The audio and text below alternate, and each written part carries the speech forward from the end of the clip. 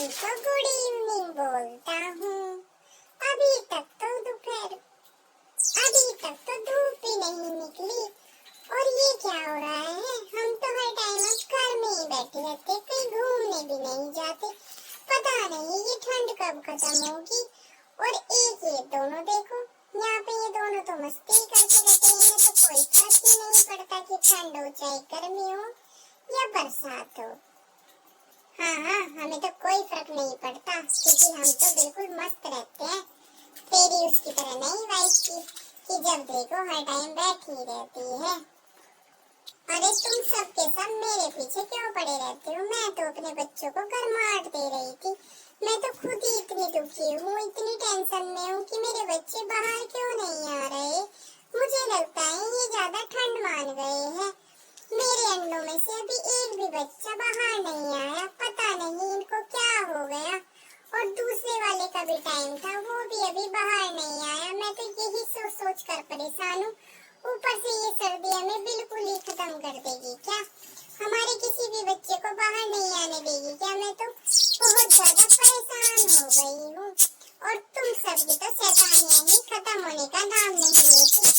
अब आप ऊपर से जाके डांस कर रहे हो। अरे मैं डांस नहीं कर रहा हूँ, मैं तो सिर्फ देख रहा हूँ कि कौन कहाँ बैठा है। किसी ने तुझे परेशान ना कर दे, इसलिए मैं इनको भी समझाने के लिए आया था। लेकिन ऐसे नाच नाच के कौन समझाता है? अरे मैं बता रहा हूँ, ये फिर लड़ने झगड़ने लगते हैं ना। चल ठीक है, मैं नीचे ही आ जाता हूँ जब तुझको इतनी परेशानी है तो।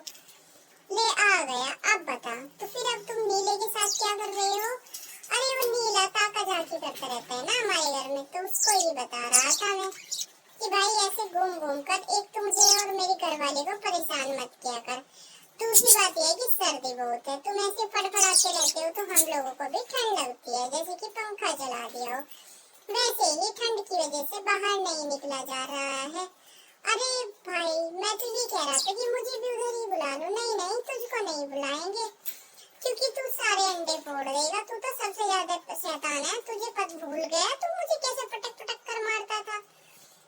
मेरी एक बार नाक भी तोड़ दी थी, पर मजाल किसी को मैंने हाथ लगाने दिया हो।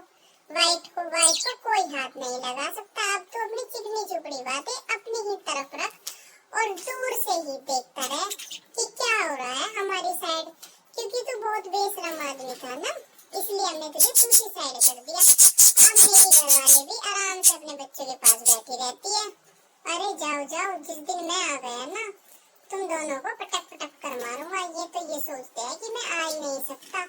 एक बार मैंने जान लगा के दीवार गिरा दी ना, तो फिर देखना इनकी खैर नहीं। अरे भाई इसीलिए तो तू जाने नहीं देते ही वहाँ पे, और तेरी वजह से मुझे भी यहीं पे कर दिया इन्होंने। थोड़ी अपनी शैतानियों पर काबू कर। अभी भी ये तुझे मेरे साथ लड़ते झगड़ते देखते हैं तो ये इसीलिए यहाँ से दरवाजा भी नहीं खोलते और मुझे भी तेरे साथ यहीं पे कैद कर दिया, जैसे कि मुझे सजा दे दी हो। अरे तो तू ज्यादा मत बोल वरना तेरी भी मैं हिंगड़ी निकाल दूंगा।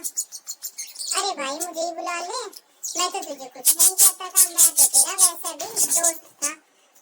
भाई दोस्ती अपनी जगह और घर परिवार अपनी जगह। पहले तो अपना घर परिवार है, जब अपने घर परिवार में शांति रहेगी तभी तो दोस्ती काम आएगी।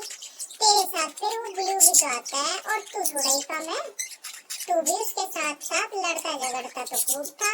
अब मेरी यहाँ पे चिड़िया ने अंडे दे दिए तो तू उनको भी उठा के फोड़ देता। तो ये कौन सा शैतानी कम करता है? तो चल रहने दे, बातें मत बना और मुझे यहाँ पे टहल लेने दे।